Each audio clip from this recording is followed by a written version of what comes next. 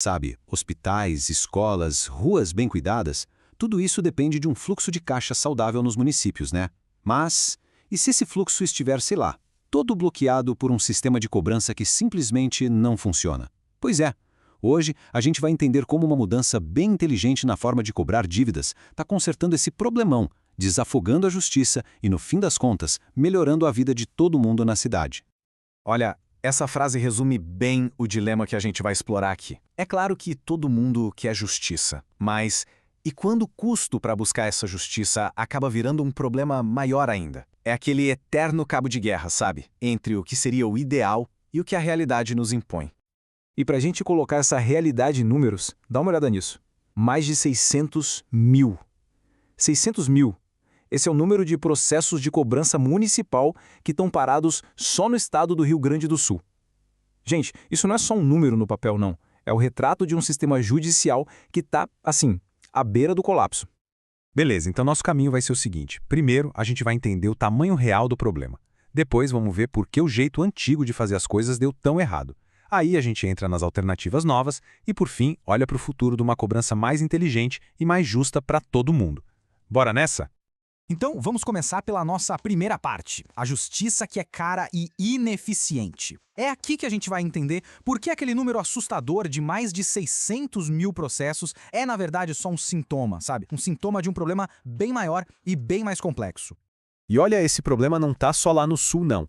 Se a gente olhar para o Brasil inteiro, os dados são claríssimos. As execuções fiscais, ou seja, as cobranças de impostos, são a principal causa do congestionamento da nossa justiça.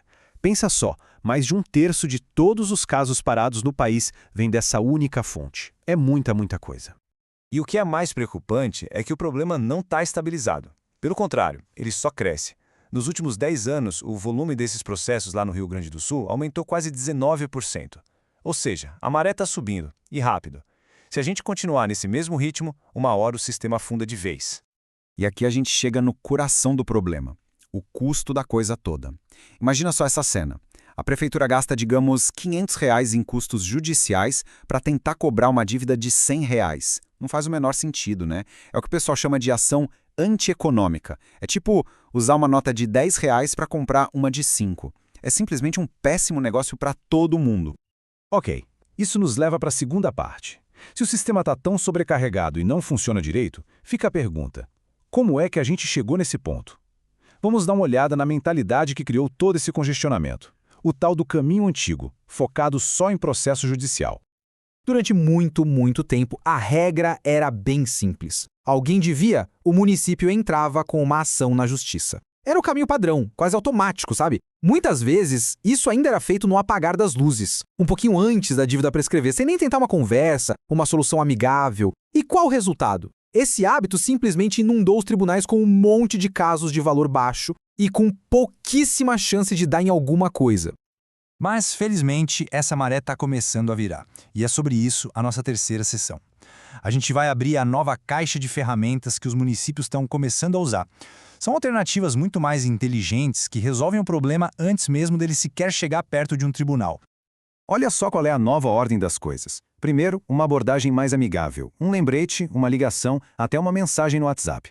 Se não resolver, o próximo passo é negociação, com ofertas de conciliação, de parcelamento. Agora, se nada disso funcionar, aí sim partem para medidas administrativas mais sérias, como o protesto da dívida e a inclusão em cadastros de crédito. E o tribunal? O tribunal fica lá para o final, como a última opção mesmo. E uma das ferramentas mais poderosas dessa nova abordagem é o tal do protesto da CDA, que é a certidão de dívida ativa. Pensa nela como aviso oficial de que aquela dívida não foi paga. É um passo totalmente administrativo, super barato e que, olha que importante, tem o selo de aprovação do Supremo Tribunal Federal. O STF já diz que é uma alternativa legítima e muito eficaz ao processo judicial.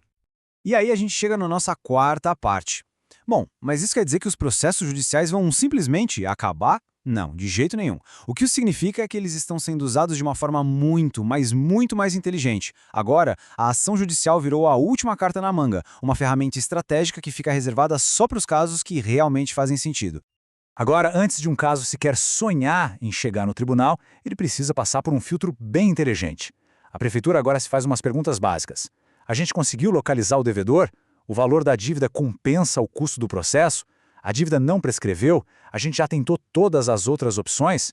Essas perguntas simples garantem que só os casos que realmente valem a pena vão ocupar o tempo que já é tão escasso da justiça. É a pura eficiência na prática. E para a gente fechar, vamos para a nossa última sessão, o futuro da cobrança. Depois de ver todo o tamanho do problema e as soluções que estão surgindo, qual é o resultado final disso tudo? O que a gente, como sociedade, ganha com um sistema mais eficiente e mais justo?